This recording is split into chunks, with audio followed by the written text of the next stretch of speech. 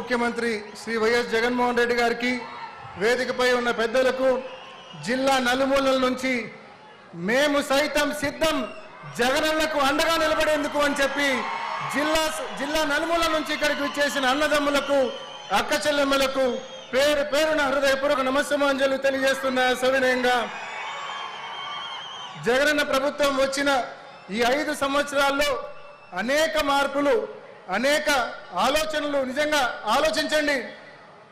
సచివాలయాలు కావచ్చు, ఆర్బీకేలు కావచ్చు, విలేజ్ హెల్త్ క్లినిక్లు కావచ్చు, ఈ రకంగా పరిపాలన గ్రామ స్థాయి ప్రజానీకానికి అందుబాటులోకి తీసుకొచ్చారు.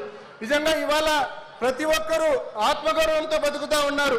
పెన్షన్ల కోసం, ఇళ్ల కోసం ఏ ఒక్కరి దగ్గరికి పోయి చేయి చాచాల్సిన పని లేదు. మన ఇంటి దగ్గరికే సగర్వంగా మన ఆత్మగౌరవం నిలబెట్టేలా ఇవాళ జగనన్న పరిపాలన కొనసాగుతూ ఉంది. 2 సంవత్సరాలు కోవిడ్ మహమ్మారి వలన ఇబ్బందులు పడినప్పటికీ కూడా ఇచ్చిన ప్రతి వాగ్దానాన్ని, చేసిన ప్రతి హామీని కూడా జగనన్న అమలు చేసి చూపించాలనే విషయాన్ని మీ అందరికీ మనవి చేస్తా ఉన్నా. పెద్ద ఎత్తున సంక్షేమ పథకాలే కాకుండా పెద్ద ఎత్తున అభివృద్ధి కార్యక్రమాలు కూడా జిల్లాలోని అన్ని నియోజకవర్గాల్లో పెద్ద ఎత్తున అభివృద్ధి కార్యక్రమాలు జరుగుతూ ఉన్నాయి.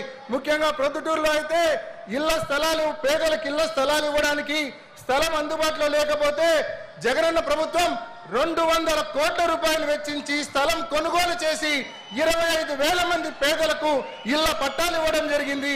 ఇంత పెద్ద ఎత్తున సంక్షేమ పథకాలు, అభివృద్ధి కార్యక్రమాలు మన ప్రభుత్వం చేస్తూ ఉంది. ఇంతేకాకుండా సాగునీటి విషయంలో ఇవాళ జిల్లాలో గండికోటలో మనం 27 టీఎంసీలు నిల్వ చేసుకోగలుగుతా ఉన్నాం. జగనన్న ప్రభుత్వం రాకముందు కనీసం 5 టీఎంసీల నీళ్లు కూడా అక్కడ నిల్వ చేసుకోలేని పరిస్థితి. దాదాపు 900 కోట్ల రూపాయలు ఖర్చు చేసి ఇవాళ అక్కడ 27 టీఎంసీల నీళ్లు స్టోరేజ్ చేసుకుంటా ఉన్నాం. 3 సార్లు స్టోరేజ్ చేసాం ఈ 5 ఏళ్లలో మనం 27 టీఎంసీలు. అదేవిధంగా సిబిఆర్లో 10 టీఎంసీల నీళ్లు మనం స్టోర్ చేశాం.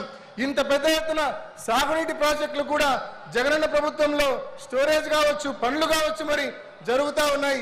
ఇన్ని మంచి పనులు మనం చేస్తూ ఉన్నాం కాబట్టి ప్రతిపక్షాలకు మనల్ని ఏలు పెట్టి చూపించే పరిస్థితి లేదు. కాబట్టి ఇవాళ వ్యక్తిగతంగా క్యారెక్టర్ అసాసినేషన్ చేస్తూ ఉన్నారు.